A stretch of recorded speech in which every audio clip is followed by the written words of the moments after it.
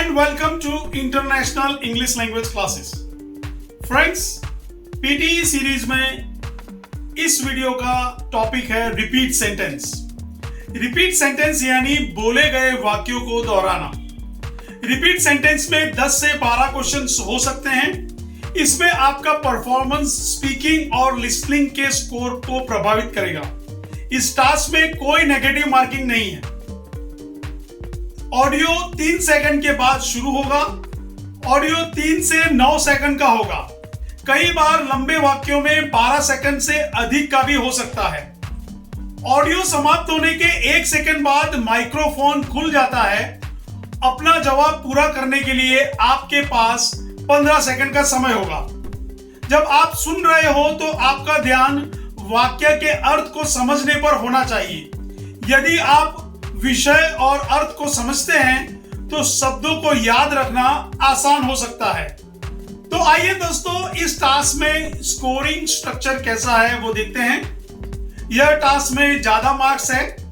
Speaking module के लिए 32 marks और लिसनिंग मॉड्यूल के लिए 19.7 मार्क्स है।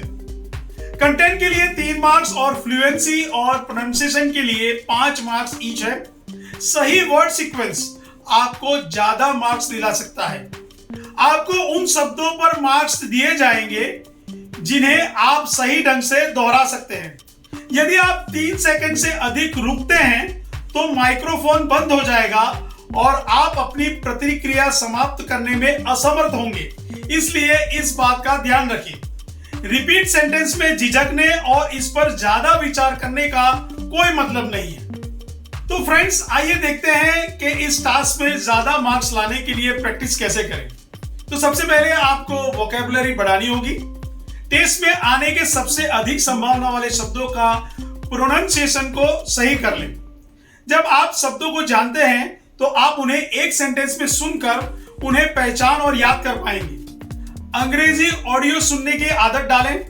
यदि आप अंग्रेजी बोलने वाले वातावरण में काम या पढ़ाई नहीं करते हैं या यदि आप इसके लिए नए हैं तो आपको अंग्रेजी सुनने और बोलने का अभ्यास करना चाहिए। कम से कम 1 महीने तक प्रतिदिन 100 सेंटेंस दोहराने वाले वाक्यों को अभ्यास में लेना चाहिए।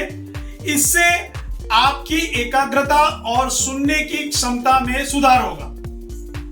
यदि आप टेस्ट से कुछ घंटे पहले पर्याप्त अभ्यास करते हैं तो छोटे वाक्यों को सुनना और दोहराना बहुत आसान हो जाएगा। विजुअलाइज करके याद रखने की प्रैक्टिस करें। सुनते ही ध्यान देने की कोशिश करें। एक मानसिक चित्र बनाएं और इसे दोहराते हुए देखें। हमारा दिमाग कुछ सेकंड के लिए याद रख सकता है। इसलिए एक बार जब स्पीकर बोलना समाप्त कर लेता है तो आप रिकॉर्डिंग शुरू होने से पहले 1 सेकंड में एक बार तेजी से रिपीट करें ताकि जब आप सेंटेंस रिपीट करना शुरू करें तब अधिकांश शब्दों को बोल सके। मीनिंग पर फोकस करो। यानी यदि आप अर्थ समझते हैं तो आप वाक्यों को अधिक तेजी से और अधिक सटीक रूप से दोहराने में सक्षम होंगे। स्पीकर का एक्सेंट यानी लहजा कॉपी करने का प्रयास न करें। इसके बजाय अपनी आवाज के साथ स्वर को समझने और मिलान करने का प्रयास करें। उदाहरण के लिए यदि स्पीकर किसी वर्ड्स को हाइलाइट्स कर रहा है तो आप उस पर भी जोर दे सकते हैं। यदि दोस्तों आपको सारे मेथड्स में दिक्कत आ रही है तो एकमात्र उपाय यह है कि आप सेंटेंस में बोले गए वर्ड्स को एब्रीवेट करें यानी कि छोटा करें। हालांकि ये बेहतर तरीका नहीं है, लेकिन जो स्टूडेंट्स वाक्य को समझने या याद करने के लिए सक्षम नहीं हैं उनके लिए यह एकमात्र उपाय है।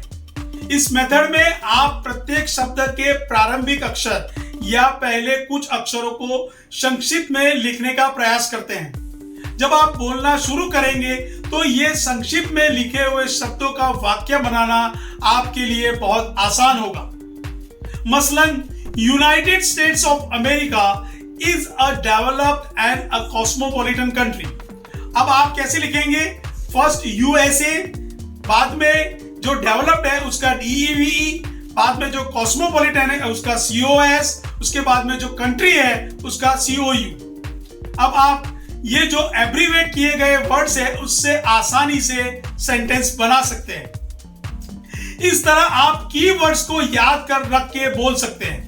तो दोस्तों, आशा करता हूं कि जो मैंने टिप्स दी है वो आपको अच्छी तरह समझ में आ गई होगी, और आशा करता हूं कि आप ये वीडियो अपने जो दोस्त जो पीटी कर रहे हैं उसमें शेयर करेंगे। Thank you.